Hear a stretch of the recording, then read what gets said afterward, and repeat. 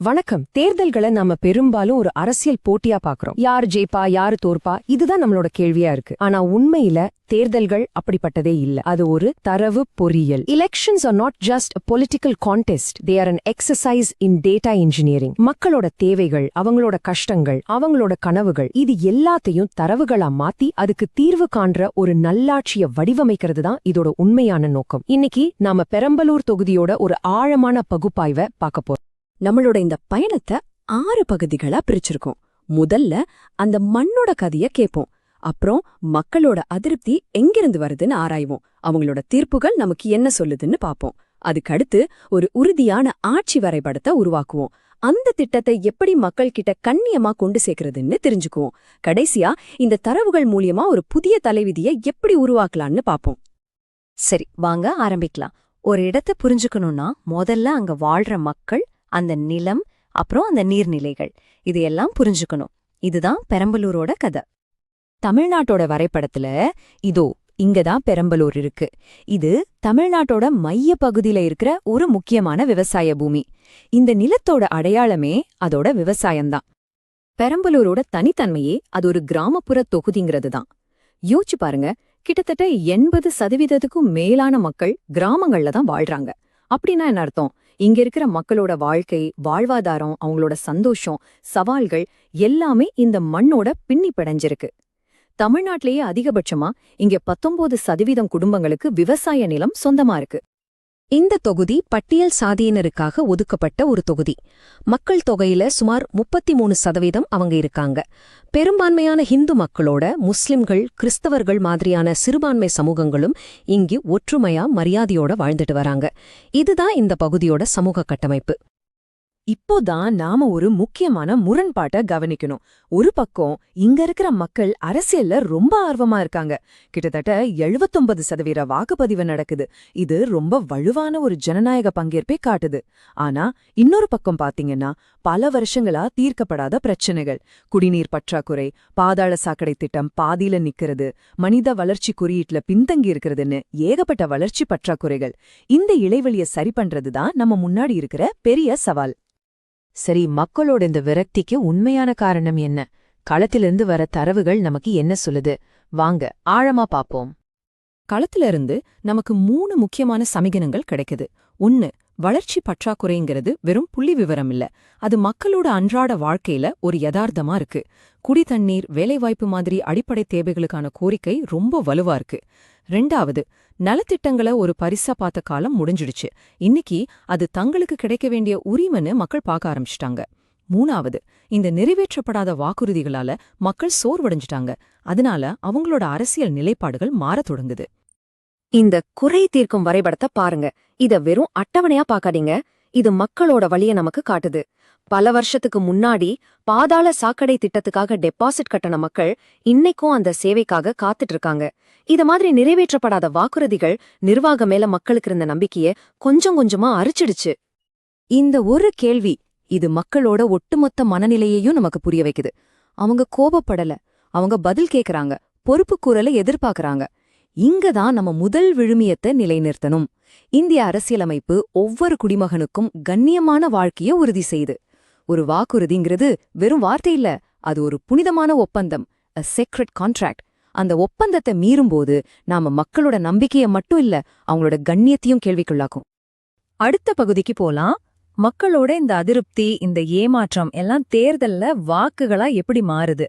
இது புரிஞ்சுக்க தொகுதியோட தேர்தல் வரலாற்றை கொஞ்சம் திரும்பி பாப்போம். இந்த தொகுதி எந்த ஒரு கட்சிக்கும் நிரந்தரமான கோட்டை இல்லைங்கிறத இந்த காலக்கோடு தெளிவா காட்டுது. 2016ல அதிமுகவுக்கும் 2021ல திமுகவுக்கும் மக்கள் மாத்தி மாத்தி வாய்ப்பு கொடுத்திருக்காங்க. இதுலேருந்து நம்ம என்ன கத்துக்கணும்னா, இங்க இருக்கிற வாக்காளர்கள் ஒரு தீர்ப்பை கொடுக்க தயாரா இருக்காங்க. அதே சமயத்துல அந்த தீர்ப்பை திரும்ப பெறவும் அவங்க தயங்க மாட்டாங்க. அவங்க ரொம்ப விழிப்போட இருக்காங்க. இப்போ இந்த எண்களை கொஞ்சம் உன்னிப்பா கவனிங்க. திமுகவோட வாக்கு வங்கி ஏறக்குறைய நிலையா இருக்கு. ஆனா உண்மையான கதை எதிர்க்கட்சி வாக்குகள்ல தான் இருக்கு. அது சிதறி போயிருக்கு. 2021ல அதிமுக வாங்கின கிட்டத்தட்ட 38% வாக்குகள் 2024ல அதிமுக பாஜக கூட்டணின்னு 2ஆ பிரிஞ்சிருக்கு. இதோட அர்த்தம் என்ன? எந்த ஒரு சமூகத்தோட வாக்கும் எந்த ஒரு கட்சிக்கும் நிரந்தர சொத்து கிடையாது. போட்டி ரொம்ப கடுமையா இருக்கு. ஆக மக்கள் அதிருப்தியில இருக்கிறாங்க, தங்களோட தீர்ப்பை மாத்தவும் தயங்கலன்னு நாம பார்த்துட்டோம். இதுக்கு பதில் வெறும் வெற்று வாக்குறுதிகளா இருக்க முடியாது. இதுக்கு பதில் தரவுகளோட அடிப்படையில உருவான ஒரு உறுதியான ஆட்சி திட்டமா தான் இருக்கணும். இப்போ அந்த வரைபடத்தை பாப்போம். இத வெறும் திட்டங்களோட பட்டியலா பார்க்காதீங்க. இது மக்களோட எதிர்காலத்துக்கான முதலீடுகளோட ஒரு தொகுப்பு. ஏன் வெங்காய பதப்படுத்தும் மையம்? ஏன்னா அது இந்த பகுதியோட முக்கிய பயிர். அது நேரடியா சுமார் 20,000 பேருக்கு வேலைவாய்ப்பை உருவாக்கும். ஏன் குழாய் மூலமா குடிநீர் விநியோகம்? ஏன்னா அது மக்களோட முதல் தேவையா இருக்கு. இப்படி ஒவ்வொரு முதலீடும் மக்களோட உண்மையான தேவையோடு இணைக்கப்பட்டிருக்கு. வெறும் உள்கட்டமைப்பு மட்டும் ஒரு சமூகத்தை வளர்த்திடாது. உண்மையான வளர்ச்சி மனிதவள மேம்பாட்டுல தான் இருக்கு.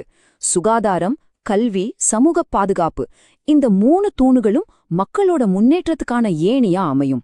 இதெல்லாம் வெறும் சலுகைகள் இல்ல, இது அவங்களோட உரிமைகள். ஒரு சிறப்பான திட்டம் இருந்தா மட்டும் போதுமா? நிச்சயமா இல்ல. அந்த திட்டத்தை மக்கள்கிட்ட கொண்டு போற விதம் ரொம்ப முக்கியம்.